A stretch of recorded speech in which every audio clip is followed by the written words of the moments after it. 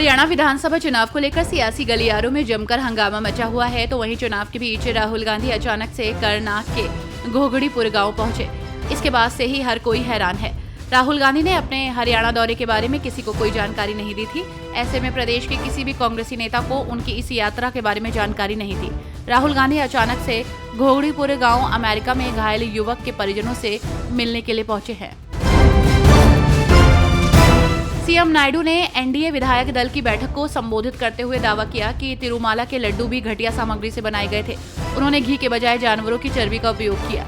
तो वहीं lab report में इस बात की पुष्टि हुई है कि लड्डू में मिलावट की गई थी। लैब रिपोर्ट सामने आने के बाद सीएम चंद्रबाबू नायडू ने प्रतिक्रिया दी है।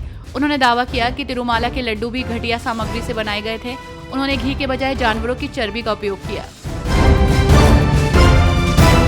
हरियाणा चुनाव को लेकर तैयारियां जोरों पर हैं। सभी राजनीतिक दलों के नेता वोटरों को साधने में जुटे हुए हैं। इस बीच मुख्यमंत्री नायब सिंह सैनी ने कुरुक्षेत्र में एक जनसभा को संबोधित किया। इस दौरान उन्होंने कहा कि भूपेंद्र सिंह हुड्डा कहते हैं कि ये केवल घोषणाएं हैं।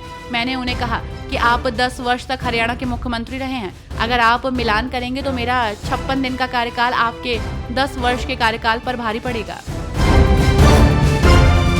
उत्तराखंड राज्य में हड़ताल, बंद, दंगा और विरोध प्रदर्शन के दौरान सार्वजनिक अथवा निजी संपत्ति को नुकसान पहुंचाने वालों से क्षतिपूर्ति की वसूली का रास्ता अब साफ हो गया है।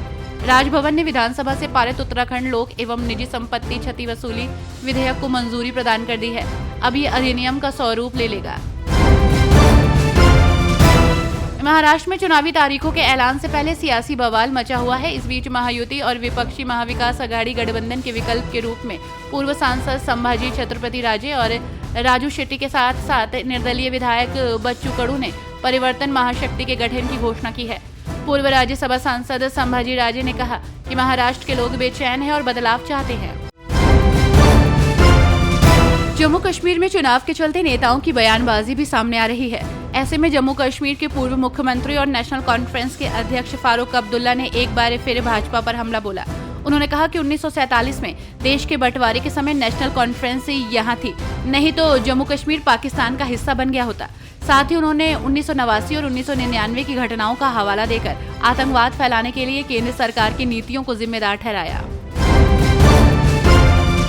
तिरुपति बालाजी मंदिर में प्रसाद को लेकर जारी विवाद के बीच नेताओं की बयानबाजी जारी है। ऐसे में अब इसे लेकर आंध्र प्रदेश के डिप्टी सीएम और जनसेना पार्टी के मुखिया पवन कल्याण ने राष्ट्रीय स्तर पर सनातन धर्म रक्षण बोर्ड बनाने की मांग उठा दी है। उन्होंने सोशल मीडिया पर साझा पोस्ट में लिखा कि पूरे देश में धार्मिक मामलों की देखरेख के लिए राष्ट्रीय स्तर पर सनातन धर्म रक्षण बोर्ड बनाने की मांग की। दिल्ली में 14 साल बाद आज से कृषि भूमि का दाखिल खारिज शुरू होगा। दिल्ली के उपराज्यपाल के आदेश पर शुक्रवार से 5 अक्टूबर तक दिल्ली के 166 गांव के लिए 74 शिविर लगाए जाएंगे। शिविर में आकर शहरीकृत गांव के निवासी दाखिल खारिज करवा सकेंगे।